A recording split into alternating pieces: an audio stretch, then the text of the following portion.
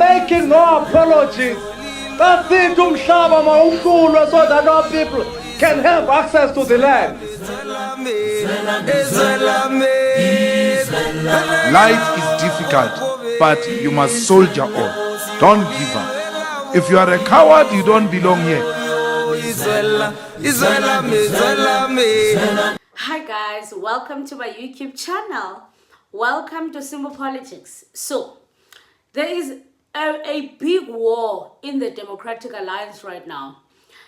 They genuinely and they really want John Steenhuisen out, and they are plotting to get him out. So there is a piece that I actually just listened to of Gayton Mackenzie. Gayton Mackenzie was live, and apparently the DA has leaked some information of John Steenhuisen's accounts. They've leaked that information with Gayton Mackenzie. But Gayton Mackenzie says something that is smart, and I'm shocked. He says, I will not be used to fight John Steenhuisen. Like, I genuinely don't care about John Steenhuisen, whether he goes, he stays, like, I don't care. But what I will not do is to help the Democratic Alliance fight John Steenhuisen. They must deal with their own thing. So they leaked some information to the Patriotic Alliance, knowing that they're going to use it to attack them, which would be an advantage to them because they would use that information to get John Steenhuisen out. Politics, hey, politics is genuinely, and it's a dirty game. It doesn't matter which party you are in. So someone actually says here, there's an article actually, Gayton Mackenzie touches on that. I am going to attach the clip of Gayton Mackenzie while he's explaining, and then I'm going to read a piece that is written by R.W. Johnson. Let's see, who's R.W. Johnson? I'm going to see if I can attach it here for you guys. I'm going to try. So he says, okay, I see who he is. He says that the damage done by leader John Steenhuisen's credibility has plunged the party into a crisis, and it needs to appoint a new leader soon. So everything that has gone wrong in the DA, they are blaming it on John Steenhuisen. Do I think that's fair? I genuinely don't think so. I don't think that's fair. You can't blame everything and all the downfalls. You can't blame it on John Steenhuisen. But I'm not defending John Steenhuisen in any way. But I think they should just be clean that we want to remove you. We want to get another leader in. Instead of trying to damage his reputation, speak bad about him. I mean, that's wrong, you know, but it's good for the DA, for him to see that he was also used, because I think when you are still having fun in the DA, you defend the DA.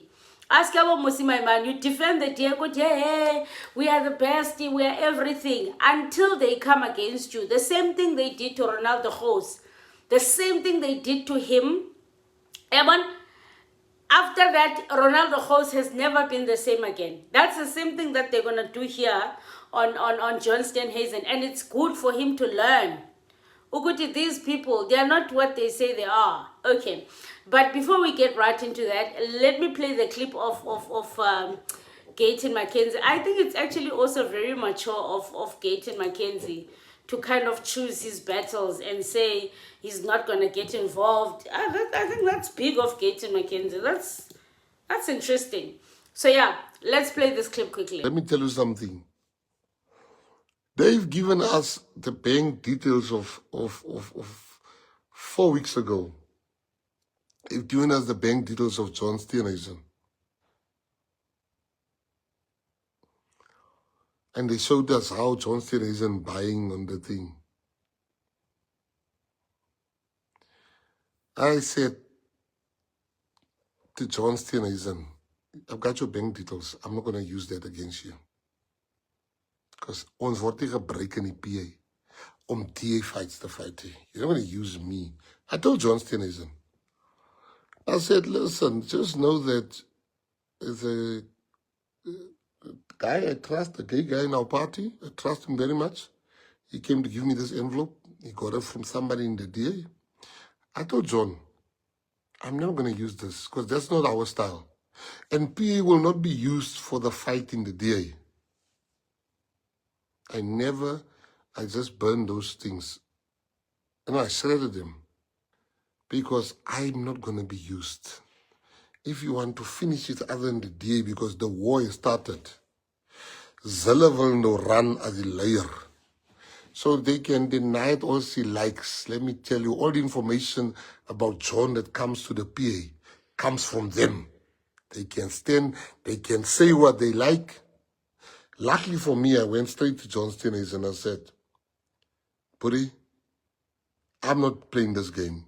Will not be used. And not because I don't care about John, but I will not be used. The PA will not be used for fighting the DA.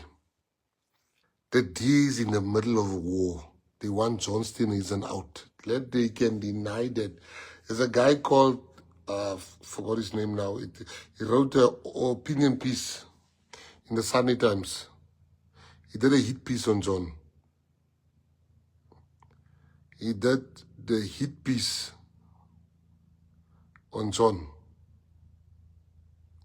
in the Sunday Times. So I'm telling you today, it's going to be war in the DA. There's no war in the PA. And I want to tell that Oma, she must stay off the streets of Joburg. Die karre ry vinnig vir haar ouderdom. It's gevaarlik wat sy doen. It's very dangerous to stand on that age. Imagine. My grandmother's age, she's standing on the road, in the middle of the road, in Joburg. These people go and tell you how Joburg, city of Joburg is not good, whatever. We agree with some parts of them that this city needs a lot of work. And we believe now that with the new leadership that was chosen, we'll see a different Joburg. So that's what Gayton Mackenzie said. I'm actually proud of him. I do feel like Gayton Mackenzie is learning the tricks now in politics and how to go about things. He's definitely getting some lessons and maturing here and there. Now, I want to get into this piece by R.W. Johnson in the, what's this publication? Times Live. So it says here, the downfall of John Steenhuisen now seems virtually certain. The miracle is that it has taken so long. They've been wanting to remove him for long now. When he was first elected DA leader, friends of mine who were long-time veterans of the KwaZulu-Natal DA immediately told me that he was not up to it and that his election was a bad mistake. I remember my surprise that such people who obviously knew Steenhuisen better than most had clearly not consulted by the DA's leading figures. But the DA has not been very good at choosing leaders. Ooh! I remember my own absolute incredulity at the attempt to hand the party leadership to Mampela Rampeli. I warned Helen Zille that Mampela wouldn't last a week in that role. Helen still pressed ahead, and sure enough, Mampela lasted less than 2 days, even refusing to join the DA at all. The choice of Musimaimane was equally absurd. He had jumped up through the party ranks at such a ridiculous speed that he completely lacked the necessary experience. Hevana. He lacked the necessary experience, and in any case, he made it clear that he had been completely happy with Thabo Mbeki's leadership. Ooh. His pro-Mugabe policy and AIDS madness notwithstanding, only Zuma's excesses had driven him from the ANC. As a DA leader, he was just a disaster waiting to happen. Hebana. Abelungu. All the same, Steenhuisen's case was odd.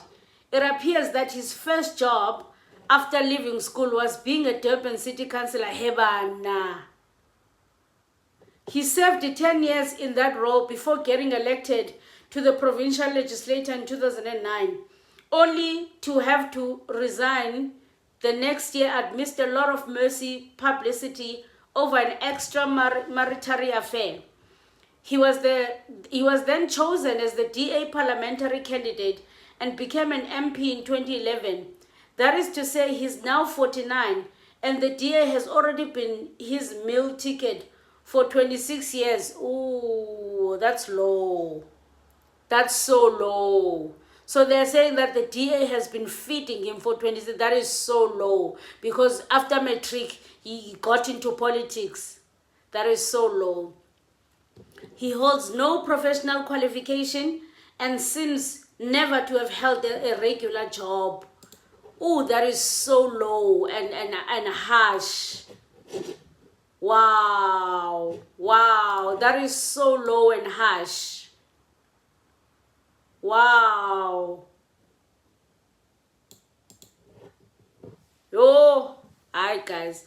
There is actually a clip of John Steenhuisen here replying to R.W. Johnson. I think I'm going to attach that clip as well. Hebana. Abelungu, it's even sad when they are attacking each other. Ay, but mabadlali, udala sesimxelele John Steenhuisen, this is bad. Okay, let me play the clip of John Steenhuisen, get his side of the story to what is being said by him. Ukuthi, the DA has been feeding him for 26 years. Ay, bobe tunana. That is below the belt. Oh, anyway, let's play the clip. I would start off, first of all, saying that I found the ad hominem nature of the attack quite something. Obviously, R.W. Johnson's greatly inspired by Donald Trump, where you can't win the argument, you resort to personal denigration. But the reality is that the only chancer here is R.W. Johnson, because if one looks at the allegations that he's made, a number of them are blatantly false, a number of them are misrepresentations. And let me say this, Alec. I may not have a degree, but I've worked jolly hard my entire career. As a young councillor in Durban, I fought the corner for the residents of my ward. As a legislator in the KwaZulu-Natal legislature, I put KZN's interests first, and I worked hard. And in the National Assembly, I've worked very hard over the last decade and a half to be able to put the people of South Africa first, and I continue to do so every single day.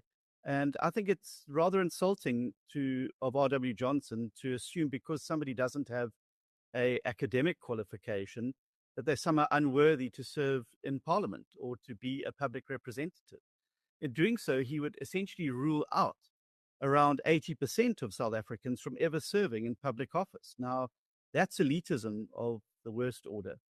And I think that the real chancer here is R.W. Johnson, who never misses a chance to have something negative to say about me. But it's been the same with every leader of the Democratic Alliance. He was unhappy when Helen Zille was elected. He was unhappy when Musi Maimane was elected. And he stayed true to form and been unhappy about my election. And that's all right. It's on him. And clearly I'm occupying a lot of space rent-free in that head of his. Is this perceived from your perspective as, because he really is, I guess, inside the tent, he's a liberal, he's not an ANC supporter. Is it perceived as maybe an elder statesman having a critique that you need to take seriously and look at, or do you just dismiss what he says? Yeah. He's not somebody I take seriously. And that's why his columns just wash over my back, just like the books that he's written predicting South Africa's demise that has never come. And so I think that these things are it's just the slings and arrows of politics. You get people who will never be unhappy. R.W. Johnson is clearly one of those people who's never happy unless he's unhappy. And that's fine. He's entitled to his view and he's entitled to his opinions. But what he's not entitled to do is to tell blatant lies about me. The first lie is that I've never had a job outside politics. That is simply not true. I spent 10 years in the private sector from 2005 from 1995 to 2006, where I worked for a large property management firm in Durban and for a large wholesaler with an international footprint. I only took up full-time politics when I was elected to the Durban Executive Committee in around about 2006. And since then, I've worked very hard representing people. I've done my best. I've served with diligence. I've never stolen money. I've never abused my position. I've always acted in the very best interests of the people of South Africa. And I will continue to do so despite the best efforts of people like R.W. Johnson to denigrate the contribution that I've made. That's an interesting point, John. I don't recall you actually discussing or sharing that information publicly, that you have actually worked outside of politics for quite an extended period. But I suppose as a city councillor, it's not, or was it not a full-time position then? No, when I served on the Durban City Council as the ward council for Durban North, it was not a full-time position. I did it in addition to work that I was doing with a large wholesaler in Durban that had a very big national footprint, and obviously learned a lot in my time in the private sector. I also worked through my entire university time that I was there. I don't come from a wealthy family. I had to put myself through university and pay for my own fees. So I worked at a restaurant in Umhlanga to put myself through that. And I believe that pulling myself up by my bootstraps and working hard to get where I want is certainly a lot more authentic than somebody who's rode a degree from some prestigious university into a slippery career. I'm very proud of the fact that I worked for everything I got. And I can tell you, Alec, I would never have been elected as a councillor. I would never have been elected as a member of the legislature. And I certainly wouldn't be elected as the leader of the Democratic Alliance by 83% of the delegates to our last Congress if people thought that I did not work my way up through the trenches as an activist, councillor, ultimately MP. And I'm very proud of that fact. And Johnson can say whatever he likes. He won't detract from the fact that it's jolly hard work that got me where I am, and I intend to continue working very hard for the people of South Africa going forward, despite the best efforts of the Johnsons of the world to try and undermine or pull me down. I carry on doing what I'm doing. I love South Africa. I love serving, and I will continue to do so. Well, that's what John Steenhuisen said. So, what do you guys think? Do you feel sorry for him, or do you say, Chocho, mabadlane bodwa? You know, also John Steenhuisen has been in politics for a long time. He's been dissed about him not having a qualification. I think he should have just studied something. He should have just tried to study something, just so ukubone. So I do kind of feel bad for him. I know, but let me know what you think. If you don't know who I am, my name is Zizipolo Belwane. Please subscribe to this channel. Let's get to 40k subscribers because we can before the end of the year. Support the channel, buy the host coffee. The details are attached below. Let's meet in the comment section. Tell me what you think, guys. Tell me what you think. Oh, I'll see you on the next one. Aluta continua. Until the next time.